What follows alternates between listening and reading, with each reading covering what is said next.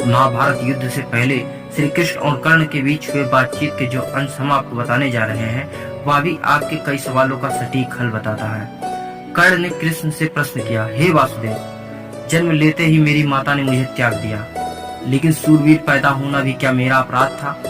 गुरु द्रोणाचार्य ने मुझे शस्त्र शिक्षा केवल इसलिए नहीं दी क्योंकि मैं क्षत्रिय नहीं था। परशुराम ने मुझे युद्ध की शिक्षा दी, लेकिन यह जानने के पश्चात कि मैं एक क्षत्रिय नहीं हूँ, उन्होंने भी मुझे हर चीज भूल जाने का श्राप दिया। इतना ही नहीं, भूलवश एक गाय को मेरे धनुष से चला बाण लग गया तो उसके मालिक ने मुझे श्राप दे दिया, जबकि उसमें मेरी कोई गलती नहीं थी। द्रौपदी के स्वयंवर में मेरा अपमान हुआ, यहाँ तक कि मेरी माता कुंती ने भी मुझे सत्य केवल इसलिए बताया ताकि अपने पांडव पुत्रों की रक्षा कर सकें। अपने जीवन में मुझे जो भी मान सम्मान वैभव मिला वह सब दुर्योधन ने ही मुझे दिया, तो उसके साथ उसके लिए युद्ध लड़कर आखिर मैं कहाँ गलत हूँ? कर्ण के इन प्रश्नों का उत्तर कृष्ण ने इस प्रकार दिया, हे कुंती पुत्र, कदाचित तुम्हारे साथ बुरा हुआ, किंतु मेरी कथा तुमसे बहुत अलग नहीं है। मेरा जन्म एक कारागार में हुआ और जन्म से पहले ही मेरी मृत्यु तय कर दी गई। मेरे प्राणों की रक्षा के लिए जन्म लेते ही मुझे अपने माता पिता से बिछड़ना पड़ा।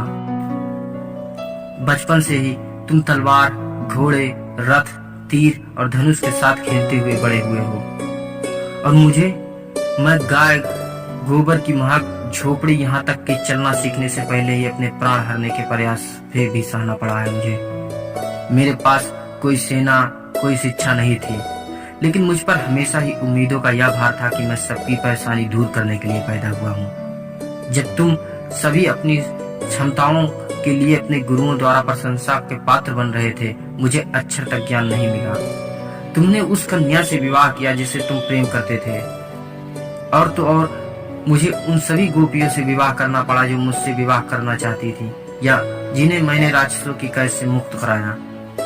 अपने प्रति हुए इन अन्यायों के बावजूद तुम सूरवीर कहलाए, किंतु जरासंध से अपने पूरे समुदाय की रक्षा करने हेतु जब मुझे उन्हें यमुना तट से लेकर जाना पड़ा तो लोगों ने मुझे भगोड़ा और कायर तक कहा। अगर दुर्योधन या युद्ध जीत जाता है, या अगर दुर्योधन या युद्ध जीत गया, अवश्य ही तुम्हें इसका बहुत बड़ा श्रेय मिलेगा, किंतु युधिष्ठिर के जीतने के पश्चात भी मुझे क्या मिलेगा? मैं इस बड़े विनाश का उत्तरदायी कहलाऊंगा। इसलिए हे कर्ण, तुम्हें यह बात सदैव ज्ञात होनी चाहिए कि संसार में हर किसी का जीवन चुनौतियों से भरा है। हर किसी के जीवन में अन्याय की घड़ियां हैं और कहीं न कहीं वह अन्याय का शिकार हुआ है।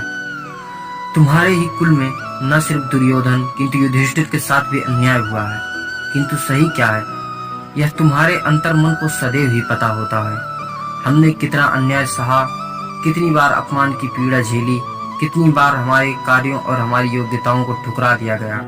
इन सबको याद रखने से ज्यादा महत्वपूर्ण यह याद रखना है कि इन बातों पर उस वक्त हमारी कैसी प्रतिक्रिया थी। अगर आप इस चैनल पर नए हैं तो चैनल को सब्सक्राइब करना ना भूलें, और इस चैनल पर और भी बेहतरीन वीडियोज हैं, आप चाहें तो उन्हें भी देख सकते हैं।